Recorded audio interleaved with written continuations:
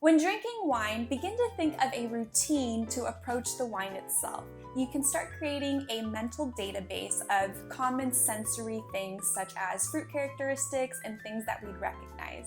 Many times, visual cues help give us an idea of what something will taste like. For example, if you look at a watermelon, you already have an idea of what that'll taste like. So over time, as you taste more fruits and things, it'll start giving you an idea of what to expect with a certain type of wine.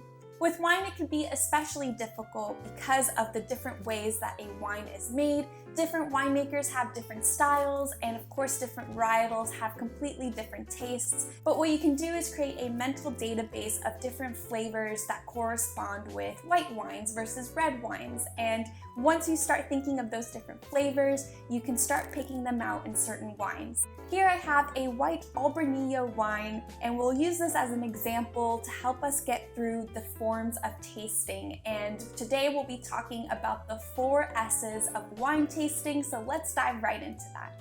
The first S is sight. Here we'll observe the color and depth of the wine. You can start asking questions such as, is it opaque or translucent? If there's some clearness to the wine or you notice haziness, it varies depending on the type of white wine that you have. You'll also want to just see the color of the wine itself. So it could be either a yellow color, golden, and then add those different elements of translucent, opaque, clear, or hazy. I would also recommend comparing different white wines side by side poured in its wine glass. The second S in wine tasting is swirl. Swirling the wine helps coat the wine glass with the wine itself.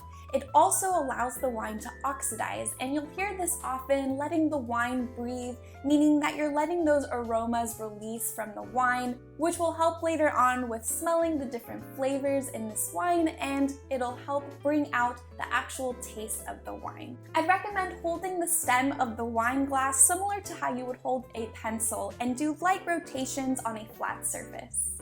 Once we've allowed the wine to breathe for a bit, we can move on to the next S. The third S in wine tasting is smell.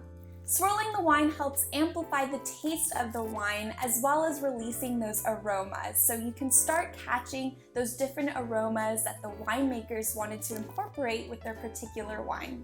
Here you can really take in the unique characteristics of the wine. So start thinking about fruit flavors. For a white wine, it tends to be lighter fruits, any tropical fruits as well. You'll also be able to notice some sweetness or bitterness to the wine, what the acidity may be, or the dryness. So with an Albranillo, it tends to be a little sweeter versus a Sauvignon Blanc, where you might notice a dryness to the wine. But we'll be able to really notice those characteristics in the next S.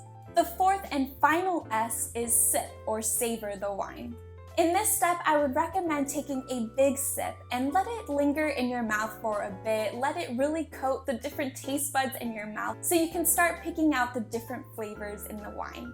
You may notice that some people will be slurping their wine, which means that they've taken that big sip or letting it coat their mouth, and they're pulling in air to their mouth, helping the wine take that extra step in aeration before actually swallowing the wine. And this is all in the process of just getting those flavors all over those taste buds and figuring out what actual fruits they're smelling, what's familiar to them, and doing this several times as well will help you get really familiar with what the flavors are. And of course, in this step, you're also just savoring the wine, really enjoying its uniqueness and figuring out if this is a wine that you really love.